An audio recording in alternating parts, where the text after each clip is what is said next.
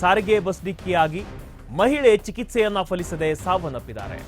ಗದಗದ Lakshmeshwar bus ನಿಲ್ದಾಣದಲ್ಲಿ ನಡೆದಂತಹ ಘಟನೆ ಇದು. ಕಡಕೋಳ ಗ್ರಾಮದ ಚೆನ್ನಮ್ಮ ಹಡಪದ್ ಸಾವನ್ನಪ್ಪಿದ್ದಾರೆ. ನಿಲ್ದಾಣದಲ್ಲಿ ಬಸ್ ಡಿಕ್ಕಿಯಾಗಿ ಗಾಯಗೊಂಡಿದ್ರು ಚೆನ್ನಮ್ಮ. ಬಸ್ ಡಿಕ್ಕಿಯಾಗಿ ಚೆನ್ನಮ್ಮ ಹಡಪದ್ 2 ಕಾಲು ಮತ್ತು ತಲೆಗೆ ಗಾಯ ಆಗಿತ್ತು. ಮಹಿಳೆಗೆ ಪ್ರಾಥಮಿಕ ಚಿಕಿತ್ಸೆಯನ್ನು ನೀಡಿ ಜಿಮ್ಸ್ ಆಸ್ಪತ್ರೆಗೆ ದಾಖಲನ್ನು ಮಾಡಲಾಗಿತ್ತು. ಬಟ್ ಚಿಕಿತ್ಸೆ ಫಲಿಸದೆ ಜಿಮ್ಸ್ ಆಸ್ಪತ್ರೆಯಲ್ಲಿ ಮೃತಪಟ್ಟ ಬಗ್ಗೆ ಮಾಹಿತಿ ದೊರೆತಿದೆ. ಲಕ್ಷ್ಮೇಶ್ವರ ಪೊಲೀಸ್ ಠಾಣೆಯಲ್ಲಿ ಪ್ರಕರಣ ಕೂಡ ದಾಖಲಾಗಿರೋದು.